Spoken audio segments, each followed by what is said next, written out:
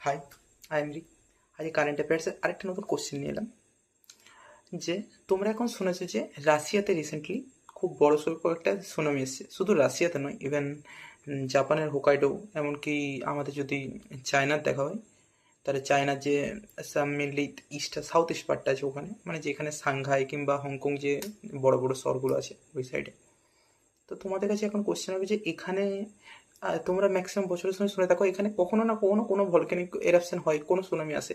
কিন্তু জাপানে তো সবাই জানে যে এত সুনামি আসে কেন আসে, কী জন্য আসে। আর রিসেন্টলি রাশিয়াতে যেটা এসছে ওটাও বা কেন এসছে।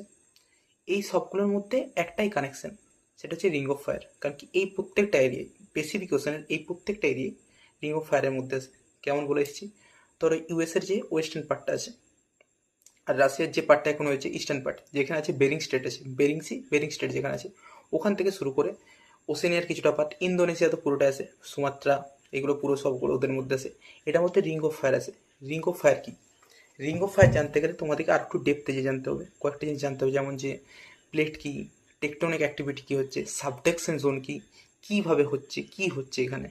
আমি তো পরপর বলতে থাকি। প্রথম হচ্ছে আমি আসছি যেটা হচ্ছে প্লেটে। প্লেট দু রকমের হয়, একটা হচ্ছে কন্টিনেন্টাল প্লেট, দুটো হচ্ছে ওসেনিক প্লেট। কন্টিনেন্টাল প্লেটকে বলা হয় আমরা বলি সিয়াল, আর ওসেনিক প্লেটকে বলা হয় সীমা।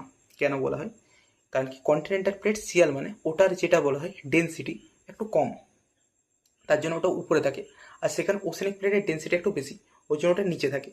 তাহলে বোঝা গেল যে কন্টিনেন্টাল প্লেটের ডেন্সিটি বেশি, ওসেনিক প্লেটের ডেন্সিটি কম, তাই একটু নিচে হলো।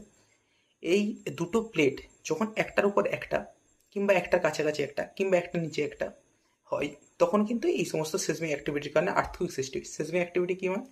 যেটা ভূগর্ভস্থ যেসব শক্তির কারণে দুটো প্লেট, একটা ওসেনিক একটা কন্টিনেন্টাল, কিংবা দুটো ওসেনিক প্লেট কনভার্জেন্ট মানে কাছে আসছে, ডাইভার্জেন্ট মানে দূরে যাচ্ছে, কিংবা একটা একের উপরে ওভারল্যাপ করছে, এগুলো যখন হয় সেগুলোকে আমরা বলা হয়, সেগুলো বলে কন্টিনেন্ট টেকটনিক অ্যাক্টিভিটি। যেটা ম্যাক্সিমাম সময় শুনে থাকে যে হিমালয় হয়, কারণ কি হিমালয়টা একটা ফোল্ড মাউন্টেন, সেখানে এরকম হতে থাকবে। আর হিমালয়ের বয়স খুব কম, তাই টেকটনিক অ্যাক্টিভিটি এখানে খুব বেশি হয়। Same as ring of fire এখানে হয়। এরপর এই যে যখন দুটো প্লেট একটার উপরে একটা চলে আসছে না, তখন এখানে আরেকটা জিনিস তৈরি হচ্ছে, যেটা হচ্ছে সাবটেকশন জোন। সাবটেকশন জোন কি? সাবটেকশন জোন মানে যেখানে একটা প্লেট আরেকটা প্লেটের উপর আসছে, ওই যে ওভারল্যাপ হচ্ছে, ধরো কন্টিনেন্টাল প্লেট উপরে চলে যাচ্ছে, ওসেনিক প্লেট নিচে চলে যাচ্ছে, যে জায়গাটা যাচ্ছে ওখানে একটা জোন তৈরি, ওটা হলো সাবডাকশন জোন। ওখান থেকে ম্যাগমা বেরোতে পারে, কারণ কি ওখানে ট্রেঞ্চ আছে, ওই ট্রেঞ্চ থেকে ম্যাগমা বেরোতে পারে। ট্রেঞ্চ কি? এই সমস্ত নিয়ে কিন্তু এগুলোকে আরও ডেপতে যেতে হবে, এগুলোর জন্য আমি অন্য একটা ভিডিও করে দেবো, তোমরা যদি চাও কমেন্টসে বলো, আমি করে দিতে পারবো এরকম। তাহলে এই সাবডাকশন জোন থেকে বিভিন্ন তৈরি হচ্ছে, এরকম সাবডাকশন জোন অনেক জায়গায় তৈরি হয়েছে রিং অফ ফায়ার। কারণ কি